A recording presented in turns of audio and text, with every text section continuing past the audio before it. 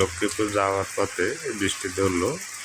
বৃষ্টি থাকার কারণে একটু মোটরসাইকেলটা থামাইয়া এক জায়গায় অপেক্ষা করতেছিলাম। ভাবলাম কী করবো, একটা ভিডিও করে নিই মসজিদটার জন্য। একটা মসজিদ, সাথে একটা কবরস্থান আছে, তার সাথে মেইন রোড আছে। এটা রামগোষ্ঠ লক্ষ্মীপুর রোড। যে রোডটা দেখতে পাচ্ছেন ইডের সলিং, এটা তাদের বাড়ি যাওয়ার রোড। দেখেন আরেকটা মুয়াজ্জিন থাকার ভবন, তার সাথে দেখেন একটা পোস্ট অফিস, খিলবাইসা পোস্ট অফিস, সদর লক্ষ্মীপুর।